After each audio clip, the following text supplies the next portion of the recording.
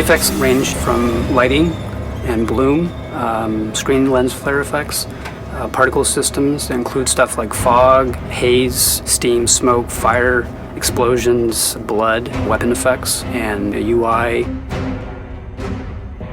We really wanted to generate the feeling of dread and darkness and even the kind of eerie creepiness in some of the hallways with shadowing. A lot of what we try to do is generate more of a filmic experience and a cinematic experience for the player. We're all big fans of traditional filmmaking techniques like grain, post-processing, a lot of glitchiness, which ties a lot of making the player feel uneasy almost all the time.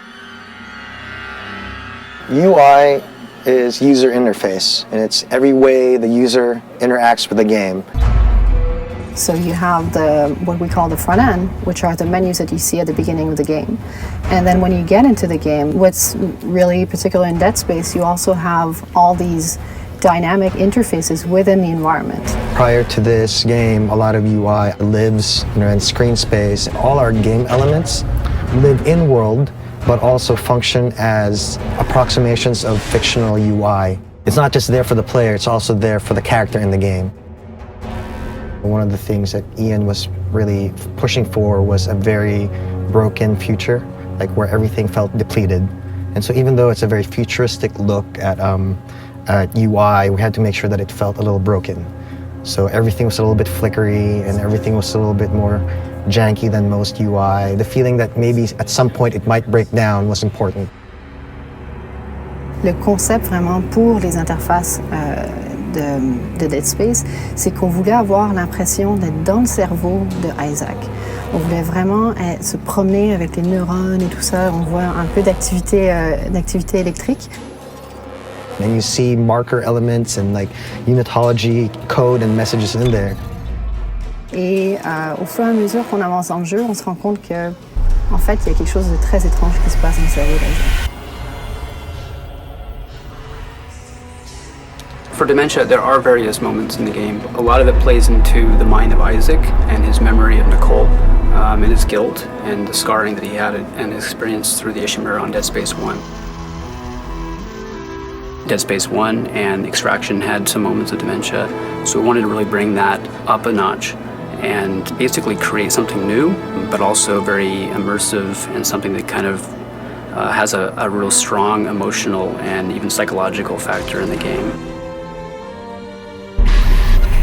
So for the process of creating dementia, we first start out with doing a lot of concept art and study of ideas based on experience. Starting out with concepts, we're able to experiment and try new ideas, doing prototypes and mock-ups to help build out variation, so it's not the same effect all the time. Part of the inspiration came originally from 8mm damaged film, black and white, a lot of grain, a lot of light bleed, as well as any kind of artifacts, noise and dust and tears. So we set out a lot of ideas into the UI initially from that, and that helped actually drive some of the uneasiness that we wanted the player to have throughout the whole game. What really pushed us into the direction that we went was basically combining a lot of elements that we liked, building out layers of high quality bloom, blur, depth of field, camera shake, as well as like a particle glitch and basically texture on the screen, which really helped build out the look and feel of dementia. A few of the fun things we've updated for this game coming from Ded Space 1, the locator system's a lot cooler.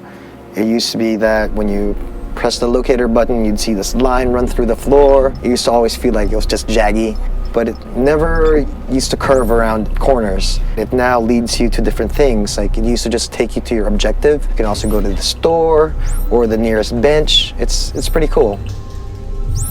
There was definitely an attempt to go for a very sophisticated look in Ded Space 2. Compared to the other games that we worked on, this was definitely a little bit more out of the box.